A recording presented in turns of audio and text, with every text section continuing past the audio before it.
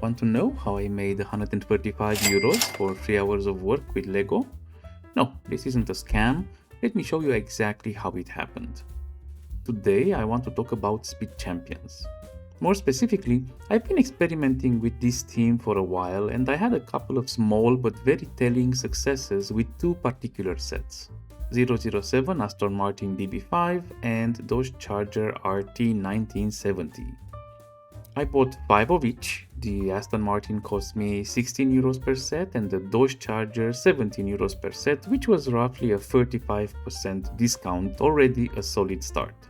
Both of these sets retired at the end of 2023, and throughout the following year I sold every single one of them fairly quickly for an average price of around 30-32 euros each, almost double what I paid.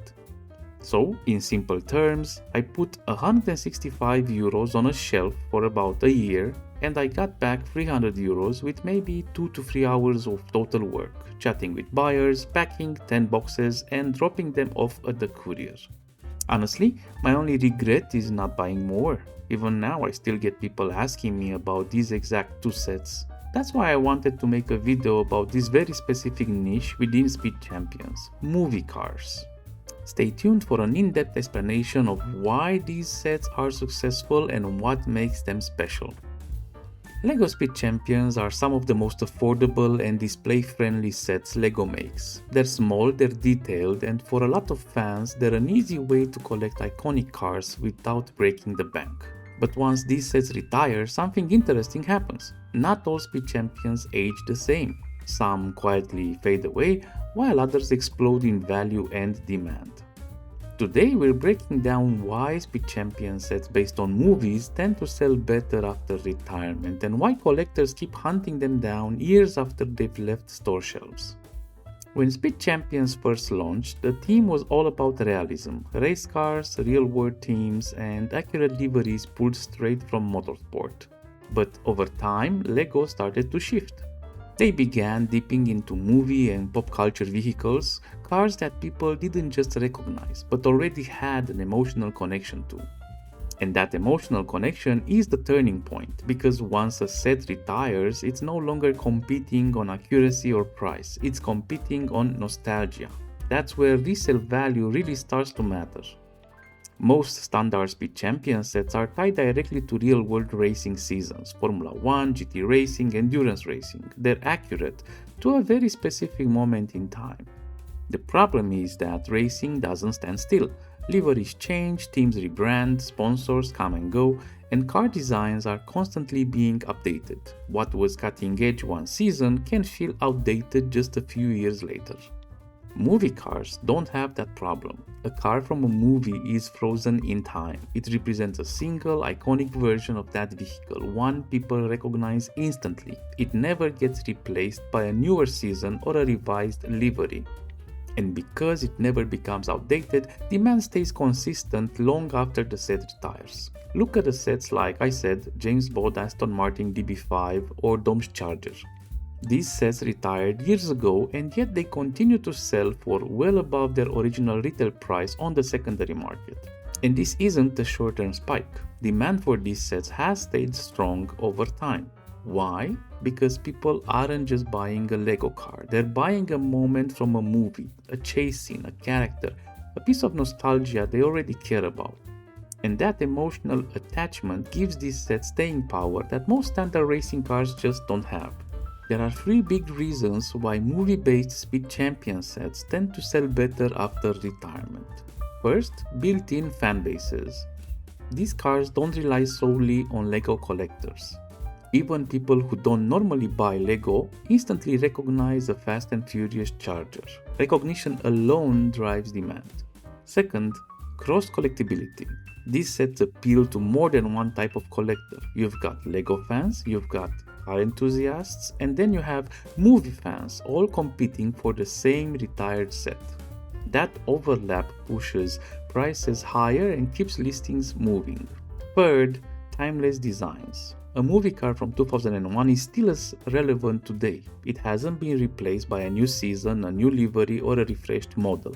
The design stays iconic, and that consistency matters on the secondary market. Another major factor is licensing.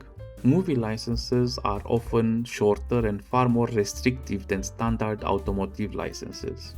Lego can just re-release these sets whenever they want. Once a license expires, that version of the car is effectively locked away, and that creates real scarcity on the secondary market. Racing cars don't work the same way. Lego can remake an F1 or GT car almost any time, usually with a new livery or updated sponsor lineup. There's always a next version coming. Movie cars? Not so easy. If that exact on-screen version disappears, collectors know it might be years or forever before they see it again. If you're looking at current Speed Champion sets and thinking long-term, there are a few things worth paying attention to. First, movie tie-ins. Any set connected to a well-known film franchise already has demand baked in. That matters once the set disappears from shelves. Second, iconic on-screen cars. Not just any movie vehicle, but cars that are instantly recognizable, even to casual fans. If someone can name the car without thinking, that's a strong sign. Third, one-off releases. Sets that feel unlikely to get a remake or refresh tend to age better. When collectors believe a version won't return, demand usually follows. These types of Speed Champion sets are far more likely to outperform standard racing cars once they retire. Not because they're better builds, but because they're tied to something people already care about. So you're gonna finally ask me, what are some good examples that we have right now still on the shelves that are bound to do better in the future? Well, here's a few.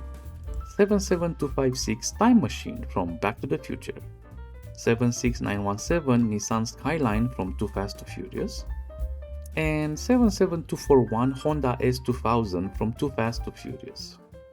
These are all movie related and quite special, with my favorite being absolutely the Back to the Future set. When I saw this one, I thought, oh my god, this one has an enormous potential, being affordable and quite similar to the movie, that I am willing to put down a considerable amount whenever its retirement will be announced. Don't forget, there was a bigger version of the Time Machine done by Lego, and that had an amazing success, but it was quite expensive. However, this one is quite affordable. While Fast and Furious appeals to more of the younger audience, and that's fine, you can give the Time Machine to a broader amount of people who have all seen the timeless Back to the Future classic. So demand is going to be higher for sure. Although I have to say, second would be the Nissan Skyline, because it's such an iconic racing vehicle, and whenever it got out, I had a few friends who were passionate about cars, and I said, oh my god, this is such a cool car, I have to have it, I'm gonna gift it to my son, or I'm just gonna keep it on my shelf somewhere just to look at it. How about the Honda S2000? Well, it's pink and it's from Fast to the Furious. I think it will have success just because it's such a special little car, but of course not on the same lineup as the Time Machine or the Nissan Skyline. Well, that's it guys, these are my picks. Like I said, Time Machine and Nissan Skyline, I'll be very bullish on them. I'm gonna surely buy at least a few sets, not 5, not 10, probably a lot more, because the Time Machine, for example, will never get re-released. I wanna bet a lot that in the next 10 to 20 years you will not see another Time Machine from Speed Champions. A Nissan Skyline, you might see a Nissan Skyline, but a Time Machine, not a chance. Okay, so I'm curious, what's your favorite Speed Champions movie car? Let me know in the comments below. And if you enjoyed this breakdown, make sure to hit like, subscribe for more Lego content, and I'll see you in the next one. Happy hunting!